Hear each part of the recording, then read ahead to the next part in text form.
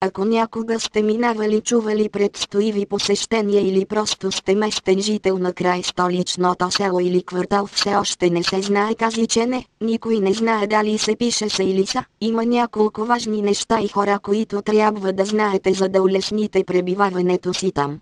Казичене е с население около 5-6 хиляди души плюс още няколко стотици черни жители, най-често наричани от коренното население с популяризиралите се в последно време епитети като циганин, черен, мангал, мангасар, мамба, негър, бледолик и прочие.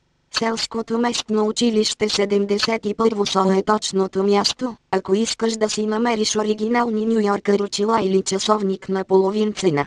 Това учебно заведение също така е доста популярно с част от учениците в него.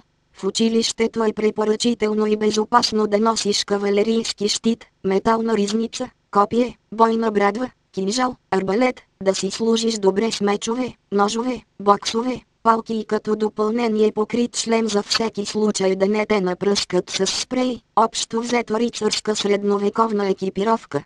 В казичанското 71 СО има ниски набити батки, които винаги могат да те ступат, ако забележат, че теглото ти е не повече от това на четвъртокласник с анорексия и ти представлява трудност нормалното предвижване.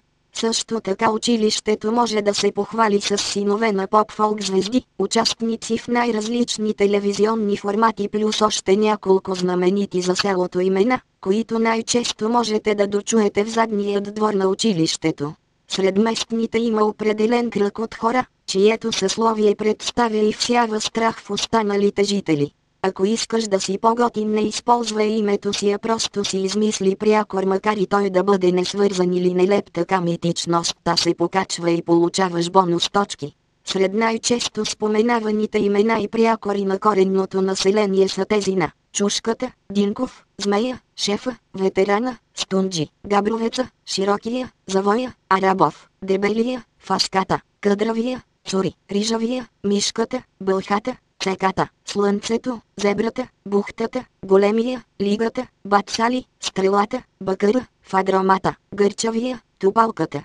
На много от изброените прякорите не могат да бъдат обяснени, но това не трябва да ви подвежда. Всеки един от тях има определен арсенал от ходове, които могат да застрашат останалото количество кръв и дори живота ви.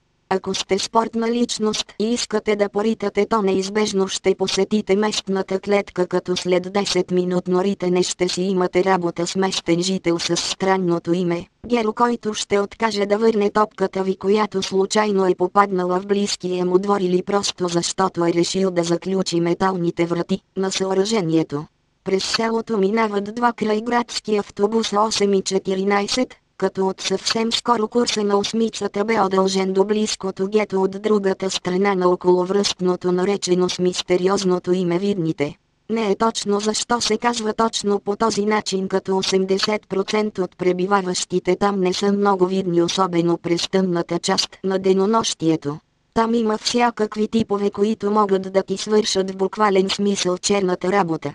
Те обичат да се събират на празно пространство с сферична форма, където рейса върти, като според зависимост от времето биват запалвани огньове, спретвани общи сбирки, в бусове и импровизиране на дискотека с звучаща от багажника на голф музика.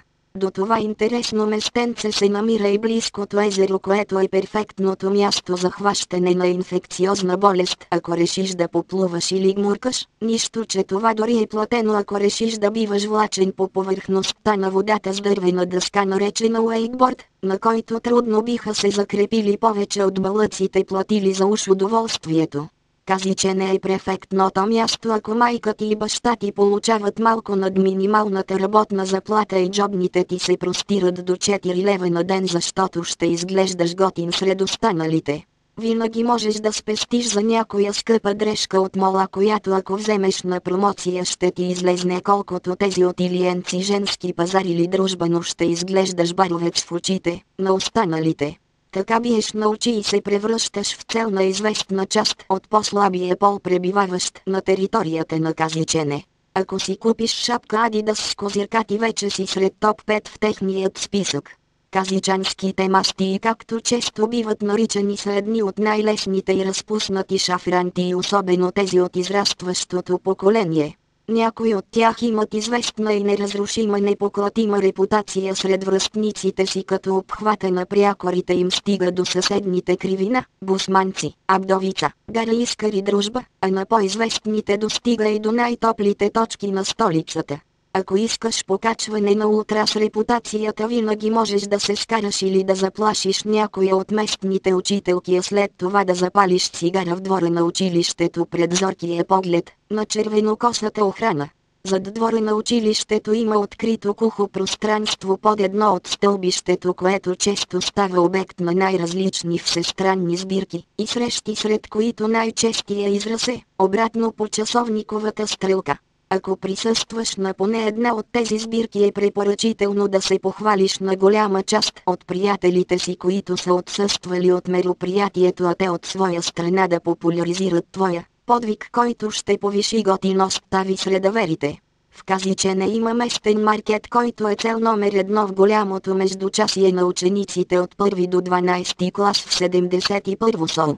Изискванията към продавачките в фреш маркета са: трябва да имат поне 2 години стаж в някой столичен затвор, да са били пазач в по-голяма верига магазини или пък да са завършили школата в Симеоново, да имат зорок и орлов поглед, да надушват подозрителните крадливи типове, за да предотвратят големи кражби като тези на шише кола, ястия от топлата витрина, бисквити, солети или дори голям чипс.